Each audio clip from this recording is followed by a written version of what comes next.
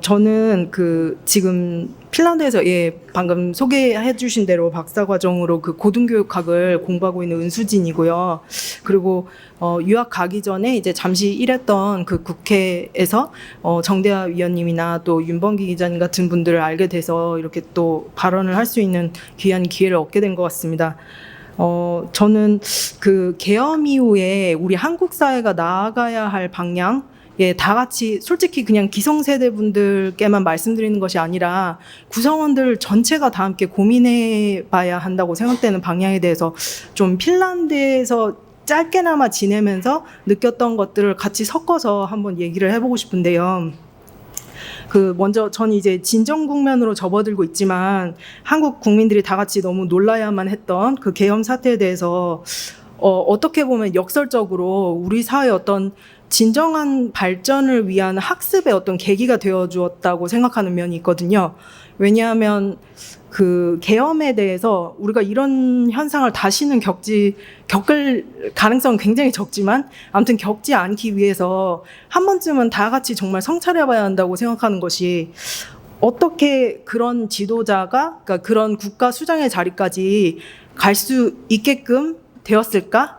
그러니까 그런 인물을 배출하게 된 우리 사회의 어떤 사회적 시스템이나 가치관이나 문화적 요소는 무엇일까?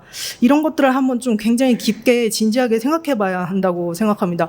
그리고 윤석열과 함께 다수 등장해서 윤석열의 행동을 변호하고 또 옹호하면서 국민들을 아연 실색케 한 소위 엘리트층이란 분들, 그런 분들이 다 같이 그렇게 배출되게 된 우리 사회만의 어떤 특성이 무엇일까?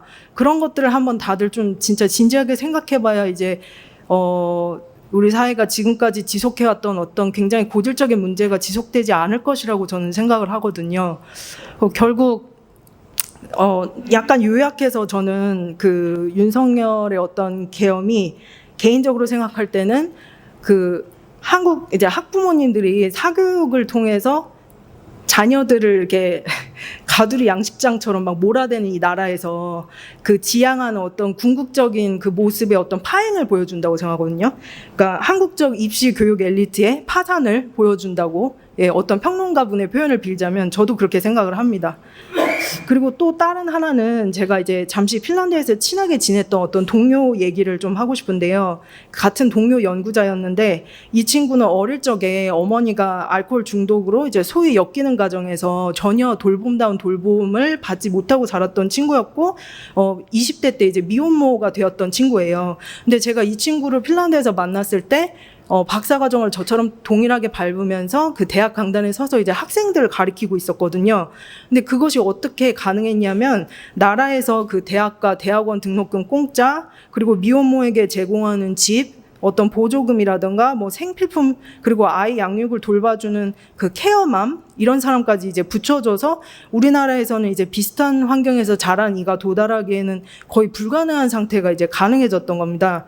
그래서 그런 친구를 이제 보면서 핀란드 복지국가, 또 행복지수 1위, 그런 나라의 어떤 여러 가지 이제 면들에 대해서 이제 관찰을 하면서 느끼는 바가 많았는데, 이제 더불어 또 핀란드 친구들이 어떤 노후 걱정이라던가 집 걱정, 그런 대학 등록금 걱정, 의료비 걱정이 없어서 우리나라처럼 이제 경쟁이 심해서 이렇게 스트레스가 좀 과한 이제 사람들의 어떤 삶의 방식과 비교할 때 너무 이제 평탄한 삶을 누리고 있는 모습을 한번 목도하고 나니까, 그제서야 이제 한국에 돌아와서 한국 청년들이 막 이 나라에 희망이 없다 이런 식으로 왜 말하는지를 이제 비로소 이해하게 되더라고요. 굳이 지적하지 않아도 그런 살인적인 집값이라든지 살인적인 교육 경쟁 여러 가지가 이제 평범한 국민을 좀 행복하게 만들기가 참 어려운 사회 구조잖아요.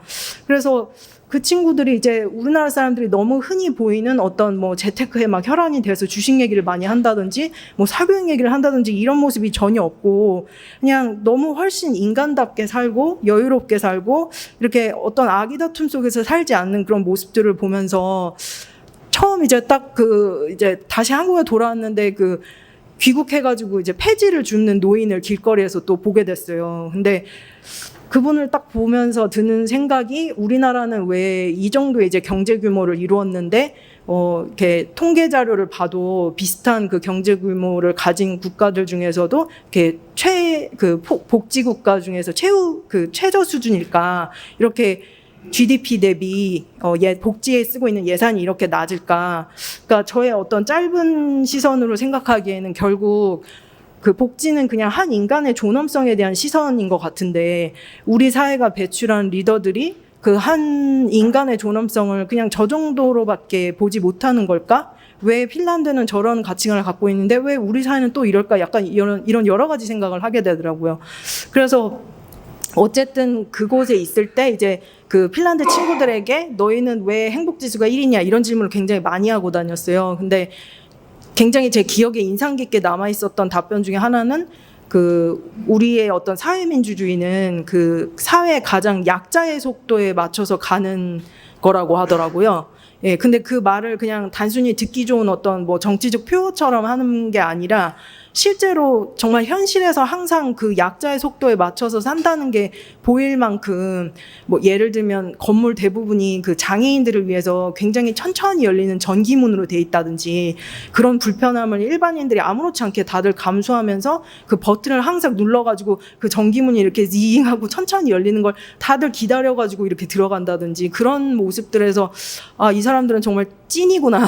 그 생각을 정말 기본적으로 갖고 있구나라는 거를 느꼈었거든요.